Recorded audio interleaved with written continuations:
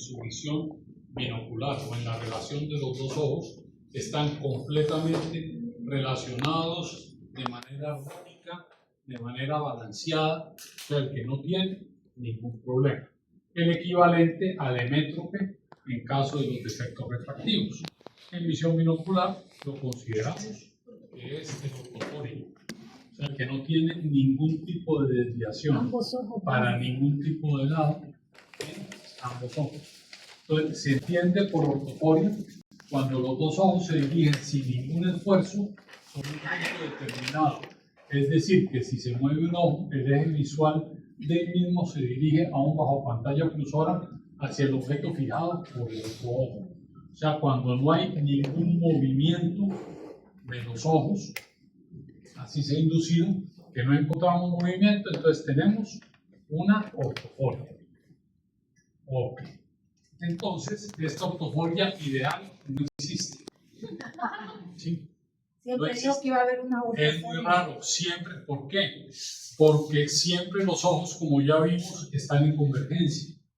Entonces, siempre al estar los ojos en convergencia y nosotros romper esa convergencia, siempre uno de los ojos va a moverse ligeramente para evitar esa convergencia y el otro va a mantener la fijación. Lo que pasa es que son valores muy pequeños que generalmente no nos alcanzamos a percibir.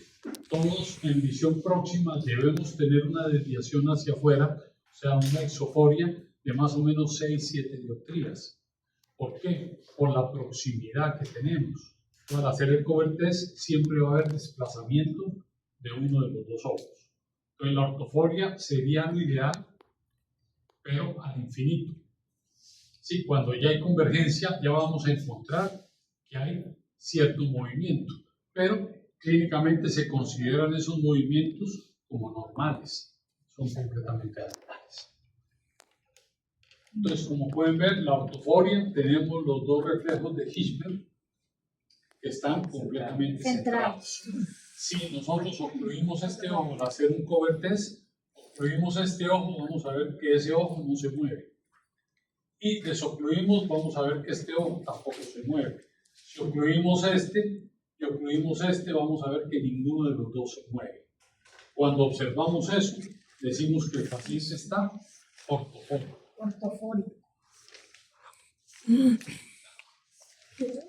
Y existe, contrario a las ortoforias, existen las heteroforias.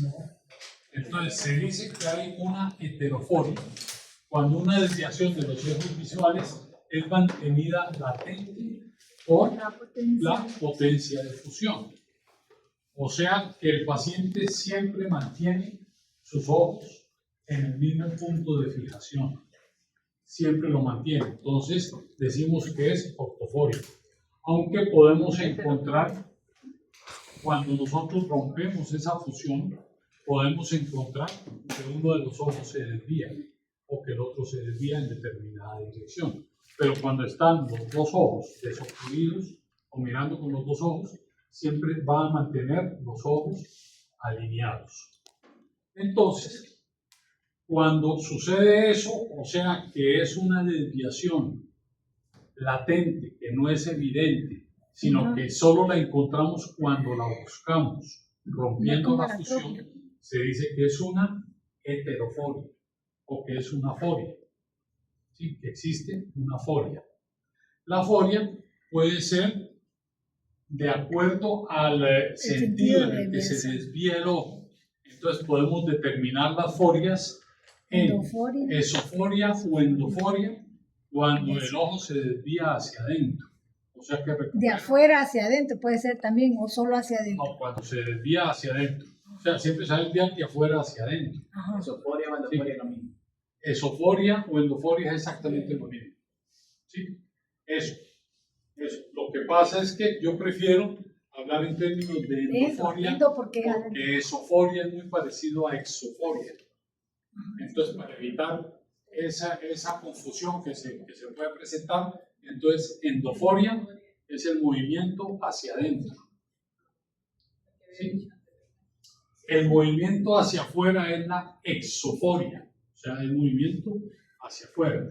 El movimiento hacia arriba es una hiperforia, el movimiento hacia abajo es una hipoforia y la cicloforia es desviación en torsión. Generalmente ocurre cuando hay afecciones de los músculos de los oblicuos. Entonces, que son los encargados de hacer que el ojo gire. Entonces, es bien difícil de encontrar en la práctica clínica, encontrar esas cicloforias. Generalmente se encuentran la eso y la exoforia. En menor cantidad, la hiper o la hipoforia. Entonces, forias cuando son latentes. O sea, que el paciente a simple vista, nosotros le vemos sus dos ojos derechos. En cualquier posición de mirada, sus dos ojos van derechos, va manteniendo su simetría en los dos ojos. Entonces, cuando es latente, es una foria o una heteroforia. Muy bien. Ahora, cuando ya no es latente, si ven, aquí ya no es latente. Aquí ya está descentrado. Entonces, aquí tenemos ya no una foria, ya no una heteroforia, sino una heterotropia o un estrabismo. Entonces, tropia o estrabismo. En este caso, tenemos una endotropia. ¿Por qué? Porque el ojo está hacia adentro. ¿Qué ojo está hacia adentro? El ojo derecho. Entonces, es una endotropia derecha, porque el ojo derecho está hacia adentro, mientras que el ojo izquierdo está fijando al frente. Si ven, Hilbert está centrado en el ojo izquierdo y está descentrado en el ojo derecho. Descentrado temporalmente, o sea que estamos viendo una manifestación del ojo hacia adentro, de tipo endo. Si el ojo estuviera hacia afuera, el Hilbert sería nasal. Entonces nos indica que hay una desviación de tipo temporal. Entonces sería una exotropia del ojo izquierdo. Perdón, del ojo derecho. Una exotropia del ojo izquierdo. Del ojo derecho. Perdón. Entonces, y también se denomina como estrabismo. Entonces, el estrabismo son desviaciones manifiestas de los ojos. O sea, cuando nosotros miramos al paciente de frente y le vemos que el ojo no está centrado. O sea, que hay un ojo que está para el lado que no debe ser. Entonces, estamos hablando de que hay un estrabismo. O sea, hay una desviación manifiesta de los ejes visuales y altera la visión binocular. ¿Por qué la altera? Porque entonces ya las fobias no se van a corresponder una con la otra, sino que se va a corresponder la fobia del ojo fijador con un punto extrafobial del ojo no fijador, dependiendo del tipo de desviación, si sea endo, si sea exo, si sea hiper o si sea hipo.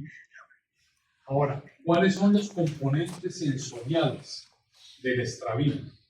Entonces, ¿o qué es lo que trae como consecuencia el estrabismo a nivel sensorial? Lo primero que trae es la neutralización. O sea, como se presenta esa imagen que no es compensable. Esas imágenes que no son compatibles, viene esa pelea entre las dos retinas, gana la retina que tiene mejor visión. Entonces, la imagen que produce el otro ojo, el cerebro simplemente la neutraliza. O sea, elimina esa imagen. Entonces, la primera consecuencia del estrabismo, una neutralización de la imagen del ojo desviado. ¿Para qué? Para que el paciente pueda llevar una vida aparentemente normal y que no presente una dicropia. La segunda es la ambliopía por exanopsia. Por exanopsia quiere decir que como no se usa, entonces ese ojo no desarrolla toda su capacidad visual. Y por último, que se cree una correspondencia retinal anómala. O sea, que ya no se corresponda la fobia con la fobia, sino que se corresponda la fobia con un punto extrafobial, pero de manera permanente. O sea, que no hay posibilidad de que el ojo se vaya a enderezar porque ya se acostumbró a estar en esa situación. Entonces, la neutralización. Entonces, neutralización es cuando una de las dos imágenes, la del ojo desviado, es abandonada por el cerebro y no juega ningún papel, como si la sensación no llegase a los centros cerebrales.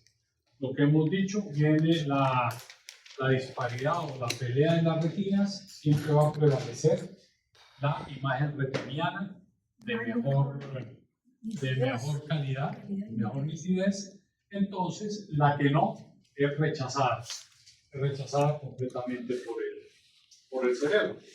Aquí vemos una pequeñita endotropia, ¿sí ven? Pero ya la endotropia es del ojo izquierdo, no del ojo derecho. Ustedes ven, este ojo está un poquito más hacia adentro. Si ven la separación que hay aquí y la separación que hay acá. Este ojo está hacia adentro, es una endotropia izquierda. Pero esta es bien pequeña, esta es como de 15-30 años más.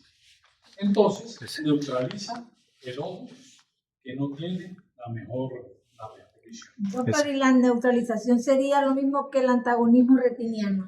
La neutralización se produce por el antagonismo retiniano. O sea, prevalece la mejor imagen y entonces la otra queda desechada. Para que no produzca la dioptría. Porque si el cerebro quiere analizar las dos imágenes, va a analizarlas diferentes porque no son compatibles las dos imágenes. Entonces, por eso rechaza la peor imagen y entonces neutraliza la peor imagen. Digamos que la neutralización es el proceso para que puedas destacar lo que es la defensa, más que es el proceso de defensa.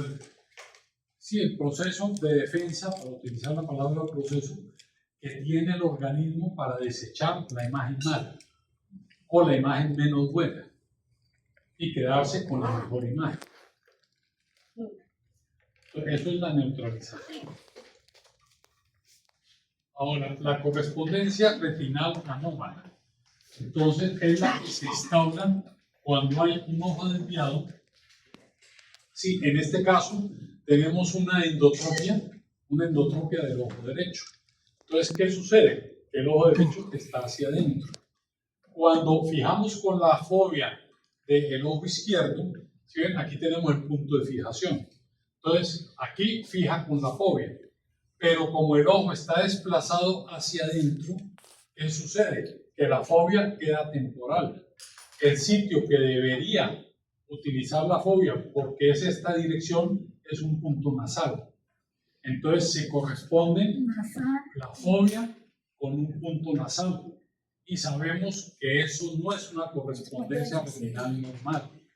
La correspondencia retinal normal sería la fobia con la fobia. O sea, giramos este ojo, lo tenemos que girar así para que él salga y ahí sí quedaría normal. Pero como el ojo, por alguna incapacidad muscular, no sabemos por qué incapacidad tenga, él no puede girar hacia allá, sino se mantiene hacia adentro.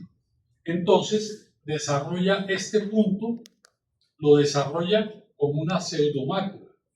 Pero este punto no puede tener las características de la mácula que está aquí, porque no tiene la suficiente condensación de puntos. Entonces, la visión aquí no va a ser nunca de un 20/20, porque va a ser una visión periférica. Pero la proyección sí proyecta el mismo punto. ¿Para qué? Para evitar que el paciente vea doble. Entonces, el paciente no ve doble, el paciente hizo una correspondencia anómala, entonces no tiene esa visión binocular. Y el ojo siempre permanece en endotropia, siempre permanece hacia adentro. Entonces se instaura una fijación anómala. Entonces siempre el ojo va a estar fijando con este punto extrafoveal. Entonces el ojo siempre va a estar desviado. Cuando esto se instaura de esta manera, es cuando ¿qué tenemos que hacer? Tenemos que ocluir este ojo. Entonces al ocluir el ojo, ya el ojo vuelve otra vez a su posición normal, se olvida que este punto es el que está reemplazando la fobia, entonces lo ocluimos y por un tiempo para que se olvide de este punto de fijación. Cuando ya se olvidó, nosotros lo vemos con los movimientos del ojo, entonces ¿qué hacemos? Ocluimos este. Entonces, al ocluir este, ¿qué pasa? Que ya este punto está debilitado. Al ocluir este y corregir el movimiento del ojo, ya él empieza a fijar con la fobia. O sea, ya el ojo se desplaza. Y ahí sí son correspondientes. Entonces, cuando ya tengo una visión muy parecida a la de este ojo, Entonces ya destapamos los dos ojos y obligamos a que se forme una correspondencia retiniana normal. Sí, por eso es que se ocluye. Sí, cuando está instaurada esa correspondencia retinal anormal. Entonces se presenta cuando la correspondencia retinal anormal. Cuando los puntos retinocerebrales impresionados por las imágenes del objeto fijado y que son normalmente dispares se vuelven correspondientes. O sea, cuando este punto usurpa la función de la fobia. Entonces le dice, no, usted no me sirve para nada, ahora la fobia voy a hacer yo. ¿Sí? Pero entonces tiene una correspondencia anómala, porque esta fobia sí dijo, no, aquí la que manda soy yo. Sí, este puntico dijo, yo también quiero venir para acá. No, no, no, no, no, ahí estoy yo. Este también dijo, yo también quiero. Dijo, no, ahí estoy yo. En cambio, este sí se puso bravo y ¡pum!, la desplazó. Entonces, ahí es cuando se produce una correspondencia retinal anómala, que no es lo que nosotros queremos. Nosotros queremos que se corresponda fobia con fobia.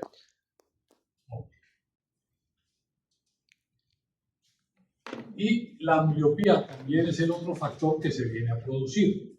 Entonces, ¿qué es la ambliopía?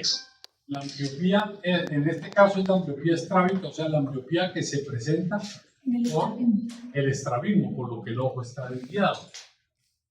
Entonces, aquí podemos ver también que hay una endotropia. En este caso, es una endotropia del ojo derecho. En este caso, es una endotropia del ojo izquierdo. Ahora, hay pacientes que tienen la endotropia que es alternante. O sea, que a veces es un ojo el que se va hacia adentro, otras veces es el otro ojo el que se va hacia adentro. Esa es la de mejor diagnóstico, porque los dos ojos desarrollan fijación central. ¿Sí? Entonces, cuando domina el ojo derecho, se desarrolla la fobia del ojo derecho. Cuando domina el ojo izquierdo, se desarrolla la del ojo izquierdo, pero las dos fobias se desarrollan igual. Entonces es más fácil de reeducar.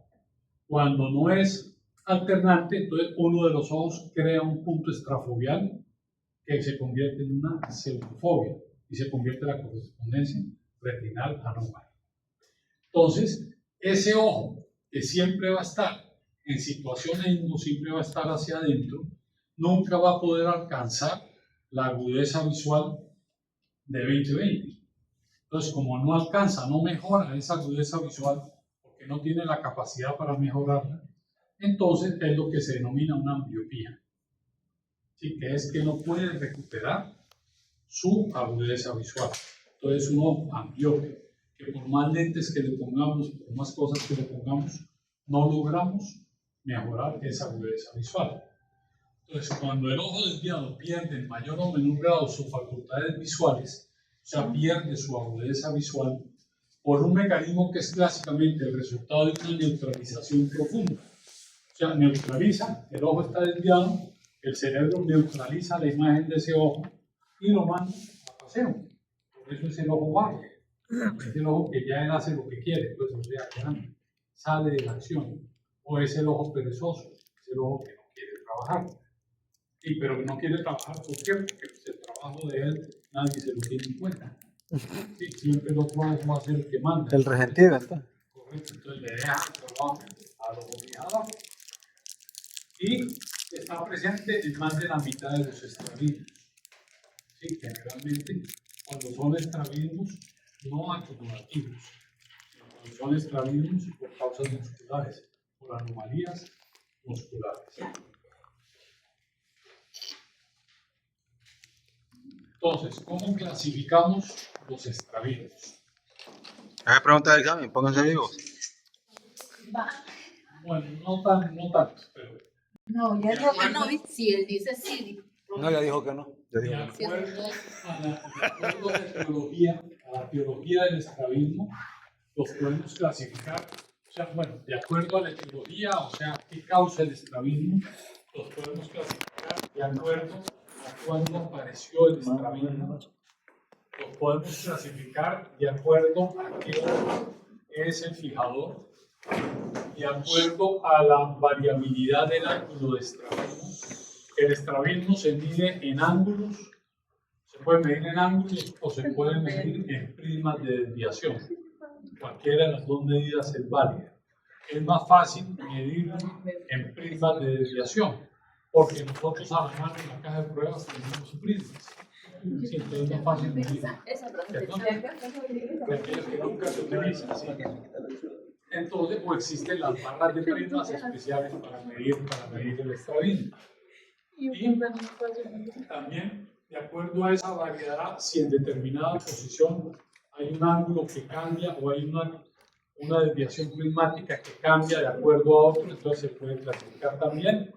Y la más importante, la que más tenemos en cuenta, que sí puede ser presentada, es en el sentido de la desviación.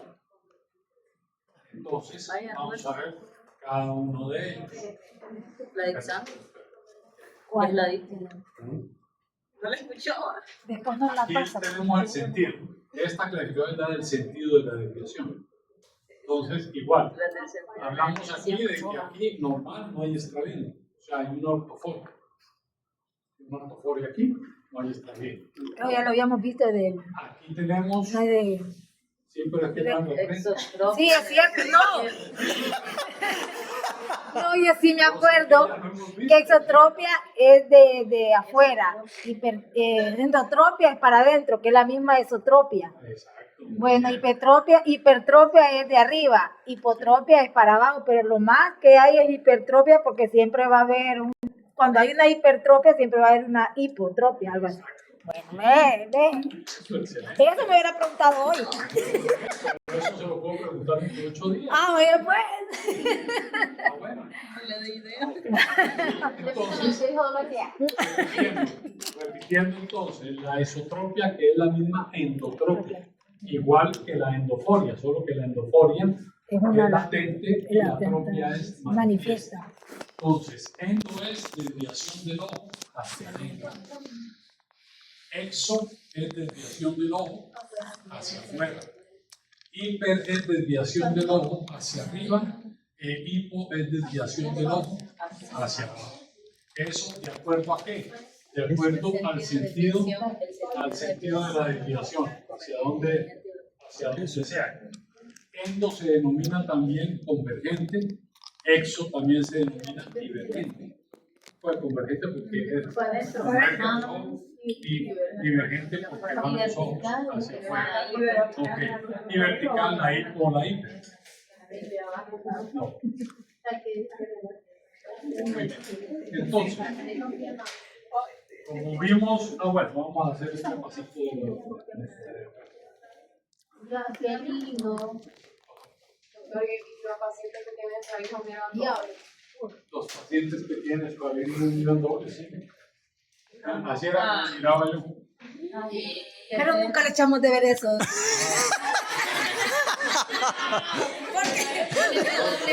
Porque cuando me veía dolores volteaba a ver a mí yo. Eres paciente, pero ni porque vio doble nos puso buena. Pero eso era, así era. La respuesta la miraba doble, entonces no con razón le costaba revisar. No, pues claro. Sí. No, y caminar era un lío. Caminar, y diga a veces que casi que me tienen que llevar de la mano. Porque, Roberto lo llevaba, sí es cierto. bueno, así era, eso es lo que yo vi. Pero no, que cada uno tiene un papel. Ok. Entonces, según la etiología, el primario generalmente está asociado a la acomodación. O sea, cuando aparece a los 2 años, ya aparece ese estrabismo, generalmente es acomodativo, o el secundario que viene después de una parálisis de algún músculo ocular. Entonces ese músculo no puede ejercer su acción de mover el ojo. El otro músculo entonces sí ejerce la acción y entonces se desvía. Digamos, si hay una parálisis del recto externo, hay una endotropia, porque el recto interno jala el ojo hacia adentro. Si hay una parálisis del recto interno, hay una isotropia, porque jala más el recto externo, entonces jala el ojo hacia abajo. Si hay problemas en el recto superior, entonces generalmente, si hay problemas, jala más hacia abajo, hay una hipotropia. Ajá, es lo contrario. Sí, es lo Entonces. contrario. Entonces, ese es el que se denomina secundario. Ahora, la edad del principio puede ser precoz cuando es en los primeros días de vida o tardío cuando es después de los 2 años de vida. Cuando es el ojo director, o sea, cuando es un estrabismo puede ser monocular, o sea, que siempre, no porque sea de un solo ojo, sino siempre es el mismo ojo el que está desviado. Entonces decimos que es un estrabismo derecho o un estrabismo izquierdo. Ahora, cuando unas veces es un ojo el que se desvía y otras veces es el otro, hablamos de un estrabismo alternante. Que sea, ahora, en el estrabismo alternante, a veces prevalece más uno que el otro. Entonces ponemos estrabismo alternante con dominancia derecha, o sea, que domina un poquito más el derecho, pero que al hacer el cover test lo vemos que es alternante. La variabilidad, cuando el ángulo es exactamente el mismo ángulo de desviación en todas las posiciones de mirada, entonces decimos que es constante. Cuando en una determinada posición aumenta o disminuye la cantidad de estrabismo, entonces decimos que es un estrabismo intermitente. Y ya en el sentido, entonces convergente, divergente y vertical, como ya lo vimos. Ahora, ¿cómo se clasifican los estrabismos convergentes? Recordemos los convergentes cuando el movimiento es hacia adentro. Correcto. Entonces pueden ser convergentes acomodativos típicos, pueden ser atípicos o pueden ser parciales. ¿Cuáles son los típicos? Los típicos cuando están asociados a hipermetropías altas, que solo con poner el lente positivo relajamos la acomodación, entonces el ojo viene a su orto, o sea, se pone derecho. Ese es un acomodativo típico, que son los de muy buen diagnóstico y que generalmente se solucionan sin ningún problema. ¿Con qué lente? Ahora, con lente positivo. Pregunta vos. No hemos metido en prismas a ver. Sí, no hemos metido en prismas porque es acomodativo. Sí, que es acomodativo. Sí, es acomodativo. Prismas no lo hemos tocado. Aquí tendríamos que usar, depende de lo que queramos. Si queremos trabajarlo, o sea, si queremos obligar a que este ojo salga, entonces tenemos que usar un prisma base externa para que la imagen llegue allá. Si queremos simplemente que la imagen llegue donde está y mantener el estrabismo, pero que no se vea, entonces utilizamos un prisma base interno para que se vea como que el ojo sale, pero eso es el otro usado. Ok. Y solo estamos clasificando. Entonces, típico cuando es así. Tenemos estrabismos acomodativos atípicos, como por ejemplo cuando hay una miopía asociada de una mala relación acomodación-convergencia. Entonces, ¿qué sucede? Que si le ponemos un lente positivo, aumentamos la miopía. Entonces, si aumentamos la miopía, le podemos solucionar de pronto el estrabismo, pero le dañamos la visión de ese ojo. Entonces son atípicos. Acomodativos atípicos, hay que hacer ejercicios de acomodación para enseñarle al ojo a acomodar y corregir toda su parte refractiva. Eso lo vamos a ver en los tratamientos. Y pueden ser parcialmente acomodativos. Cuando con lente positivo no corregimos del todo el defecto, sino que quedan siempre una atropia. Entonces ahí tiene que ser ya con método quirúrgico y también con su factor de lente, pues su factor refractivo para solucionarlo. Tenemos los convergentes esenciales, que son de principio precoz o de principio tardío. Generalmente ahí están los congénitos, los que aparecen congénitos, que ya es por malformación de uno de los músculos o mala inervación de uno de los músculos o alteración de uno de los músculos. Si es convergente, generalmente el afectado es el recto externo, porque no puede hacer la contraposición del recto medio para llevar el ojo hacia afuera. Entonces, generalmente ese es el que está afectado. Que puede ser de principio precoz, o sea, cuando es congénito, o de principio tardío por cualquiera afección que se produzca en los rectos externos. Pueden ser convergentes acompañados con ambliopía. Ese necesita un poquito más de trabajo porque primero hay que readecuar la fijación de ese ojo y después enseñarle a relajar la acomodación para poderlo sacar. Entonces hay que primero trabajar la ambliopía y después trabajar el estrabismo, cuando ya el ojo lo tengamos con fijación central y con buena agudeza visual, o por lo menos parecida a la agudeza visual del ojo fijador. Y están los convergentes raros, como por ejemplo en la miopía congénita, que generalmente la miopía congénita son miopías malignas, miopías de 14, 15 dioptrías, y de pronto el niño tiene el ojo hacia adentro. Entonces son estrabismos raros. También se producen, o sea, generalmente en eso, en miopía congénita o de origen psicosomático también. Ahí es donde entran el caso que nos decían de la niña que cuando se pone tensa, que se pone muy brava de pie el ojo. Entonces viene el factor psicosomático que hace que la información que llegue al músculo a través del nervio sea distorsionada. Entonces el músculo no actúa como debe actuar, sino que actúa más o actúa menos de lo que debería actuar. Entonces es cuando, de acuerdo a la reacción de la niña, Tengo una 23 tiene el ojo se desvía. Sí, bueno, de la niñota. Ok. Aquí podemos ver otra vez una endotropia del ojo derecho. Muy bien. Ahora, los estrabismos divergentes. Entonces, aquí podemos observar, pues no se ve bien claro, pero aquí hay un ligero estrabismo divergente del ojo izquierdo. Aquí sí está claro el estrabismo divergente del ojo derecho.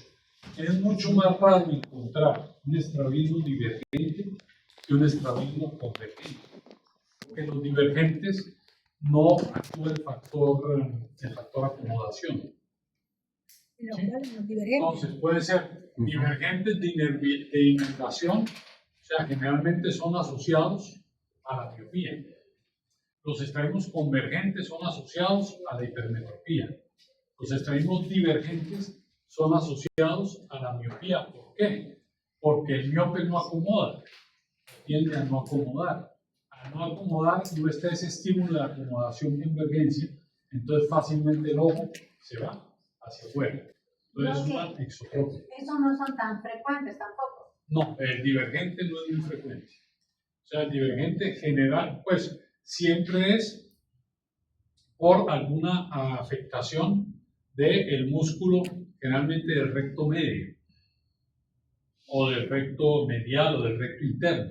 Entonces el recto externo sí ejecuta su acción para llevar el ojo hacia afuera. En el convergente, dijo. El divergente. Divergente. Ah, ok. Y en el convergente En está el afectado el convergente, músculo. Generalmente se afecta el recto externo. Ah, ya lo había puesto y lo cambié. Entonces por eso se va hacia adentro, porque el recto interno ejerce la acción. Es una de las principales causas. También dependiendo de la inserción, hay músculos que se insertan, digamos, si el recto interno se inserta muy detrás del ecuador del ojo, entonces jala demasiado el ojo hacia adentro. Entonces esa es la cirugía que hacen los estrabólogos. O sea, recortan del músculo y lo insertan más atrás. Generalmente cuando hay una cirugía de estrabismo, tocan dos músculos. Tocan el agonista y tocan el antagonista. ¿Para qué? Para fortalecer uno y debilitar el otro. Y que puedan mover los ojos completos. Es bien delicada esa cirugía. O sea, por eso no hay muchos que se dediquen a eso. Muy bien. Entonces tenemos de la miopía hacia la divergencia, están los divergentes intermitentes, que es por un exceso de divergencia, o sea, por un exceso de fuerza o de estímulo nervioso hacia los rectos externos. Entonces tienden a abrirse. Y los divergentes constantes, que son por causa diatrogénica, o sea, generalmente son inducidos por una mala cirugía, o por un error en la cirugía, o cualquier problema que se presente en la cirugía, entonces aparece esos estrabismos divergentes, que son complicadísimos. Sí, porque son complicadísimos de manejar. Hay con gran delicadeza, hay que recetar prismas, hay que hacer un montón de pruebas. Es más difícil un estrabismo divergente, entonces. Sí, trabajar un divergente es mucho más difícil que un convergente, porque no nos ayuda a la acomodación. Sí, porque ahí no. Sí nos ayuda a la acomodación, que podemos relajar. Entonces, esto es una exotropia del ojo derecho. Si ustedes observan en el medio ambiente, la gran mayoría de veces, generalmente en los niños es que lo observamos, el ojo va hacia adentro. Sí, rara vez vemos que el ojo vaya hacia afuera. Sí. Mucho más raro las hipo y las hiper. Son mucho más raras. Arriba y. Sí.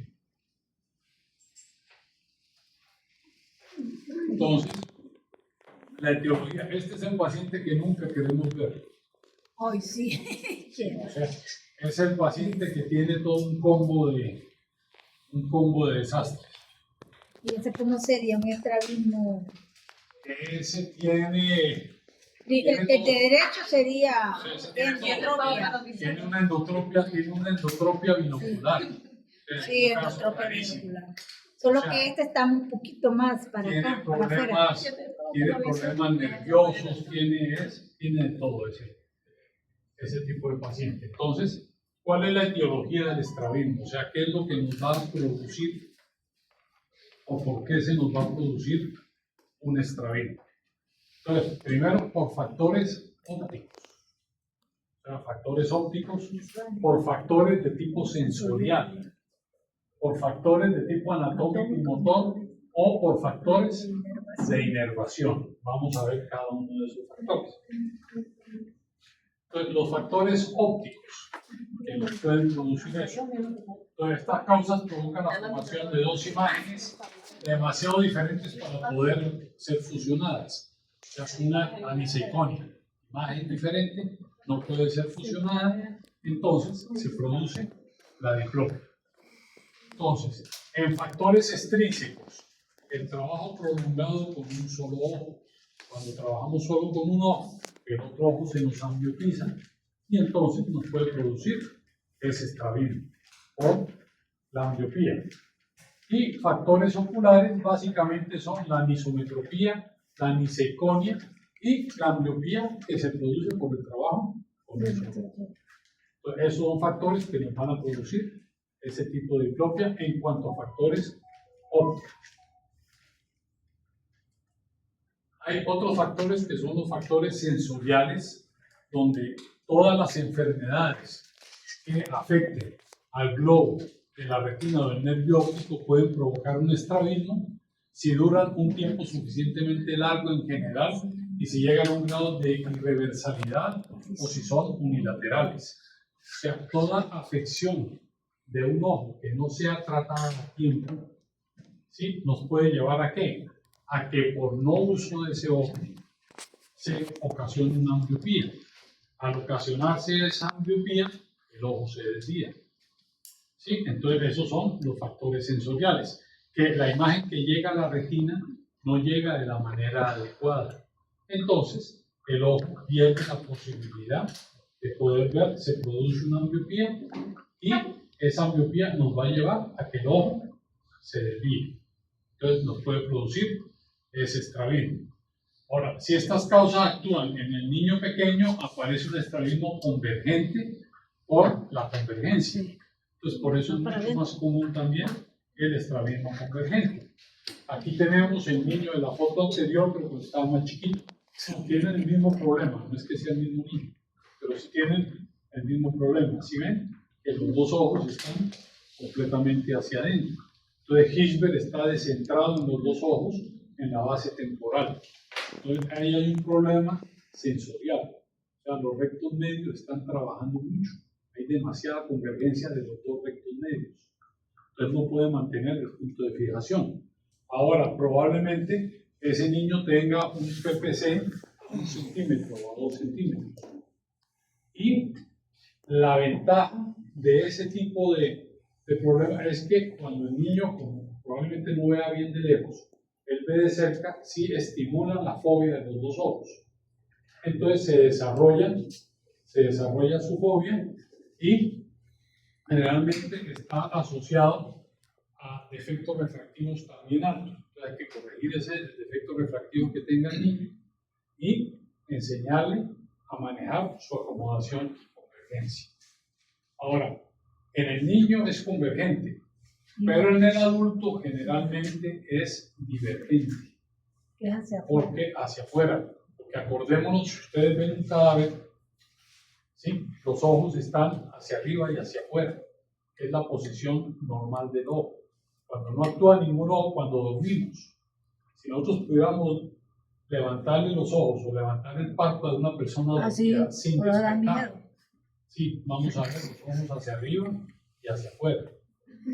Por eso los cadáveres, cuando mueren, lo primero que se hace es cerrar los ojos. ¿Por qué? Porque quedan así. O sea, es bien impresionante ver el cadáver pues, con sus ojos en su posición normal fisiológica, hacia arriba y hacia afuera. Entonces, en el adulto, esos factores sensoriales tienden a llevar el ojo hacia la exotropia.